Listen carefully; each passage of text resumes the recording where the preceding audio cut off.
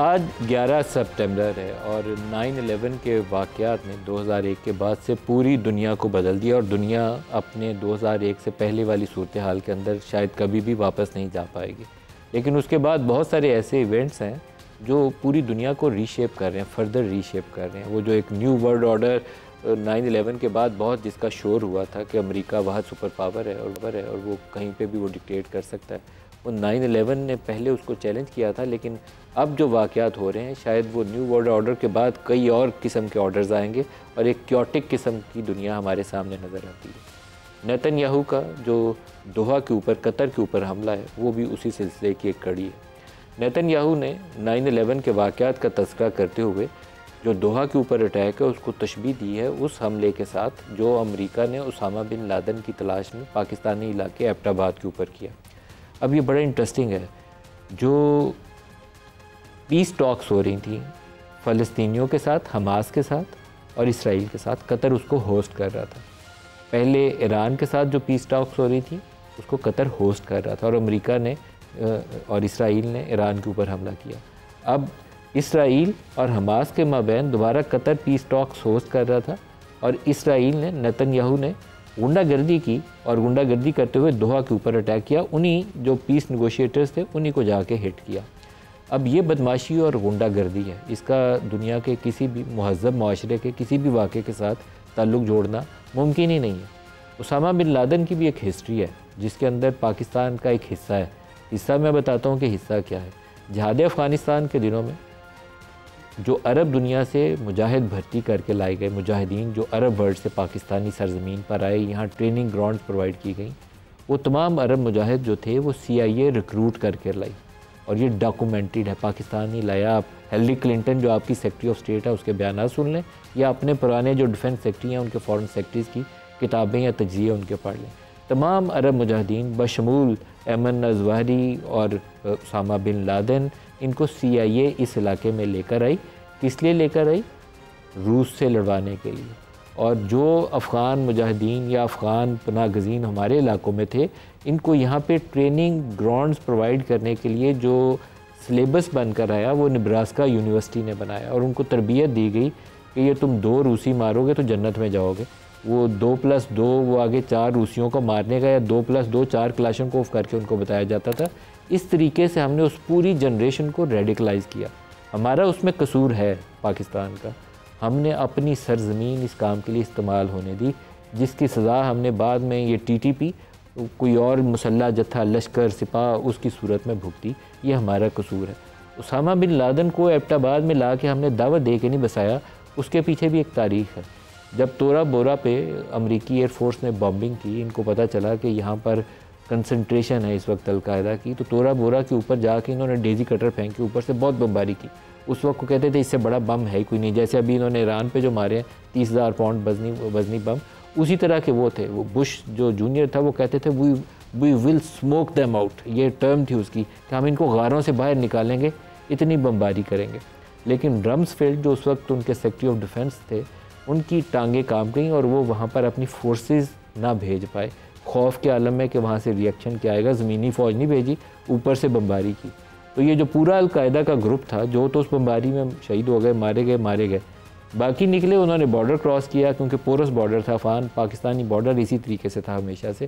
وہ انہوں نے جہاں اس کو پناہ ملی انہوں نے پناہ لے لی. اور یہی وہ علاقے تھے جو ٹریننگ گراؤنڈز خود امریکی پرووائڈ کرتے تھے. ان کے فارمر جو سیکرٹری آف ڈیفنس ہیں ان کی تصویریں ہیں, یا جنرل حمید گل کے ساتھ اور باقی لوگوں کے ساتھ, کرنل امام کے ساتھ ان کی تصویریں ہیں. پورا ریکارڈ ہے سارا جس کو چھپانا ہی ممکن نہیں ہے.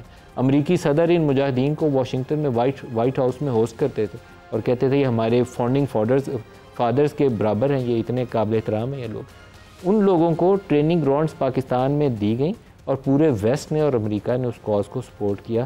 یہ اسامہ بھی انہی میں سے ایک تھے. ہم ان کو پاکستان میں دعوت دے کر لے کر نہیں تھے آئے, اس لیے اس کو پاکستان سے مت جوڑیے.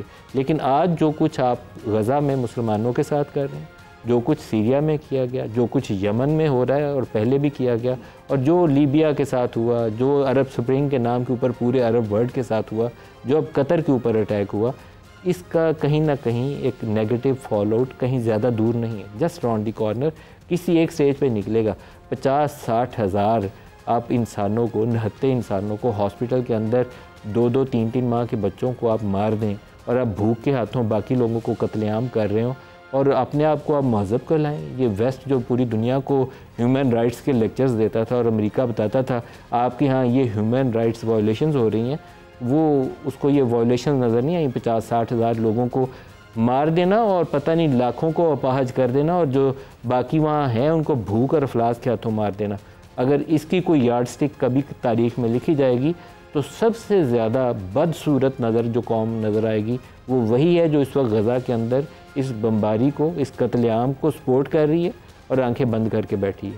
مسلمان دنیا اس وقت سب سے زیادہ لاچار اور لاغر نظر آتی ہے, اس لیے کہ ہزار ارب ڈالر کے آرڈر امریکہ کو دے کر اپنی بادشاہتیں بچانے کی تو کوشش کر رہے ہیں, اپنے دفاع کو مضبوط بنانے کے لیے کوئی جوائنٹ میکنزم ایوالو نہیں کر رہے. ایک قتل ایک ملک کے اوپر حملہ ہوتا ہے, اس کے بعد دوسرے ملک کی باری آتی ہے, اس کے بعد تیسرے ملک کی باری آتی ہے اور چوتھا اپنی آنکھیں بند کر کے سر چھپانے کی کوشش کرتا ہے کہ میری باری نہ آ جائے. پاکستانی وزیر اعظم نے آج دوحہ کا دورہ کیا اور واپس آئے ہیں, لیکن جب تک یہ جوائنٹ میکنزم کے اوپر کام نہیں کریں گے اس کے علاوہ ان کے بچاؤ کا کوئی حل نہیں ہوگا. وہ ایک علاقے کا گنڈا بن کے باری باری سب ملکوں کے اوپر حملہ جیسے وہ پہلے کر رہے ہیں ابھی بھی کرتا جائے گا. اور اس کے علاوہ ایئر وائس مارشل اعجاز صاحب ہمارے ساتھ ہیں, سب کو پروگرام میں خوش آمدید کہتے ہیں. اعجاز صاحب پہلے آپ بتائیے گا جو کچھ دوحہ کے اندر ہوا اس کو کیسے مسلمان دنیا آسانی سے ہضم کر کے بیٹھی ہوئی ہے؟ صرف 2 لفظ کہ ہم بڑی مذمت کرتے ہیں کافی ہیں یا اس کے علاوہ بھی کچھ کرنا چاہیے؟ ملک صاحب آپ نے بڑی تفصیل میں یہ پورے سناریو کو ریکیپ کیا ہے.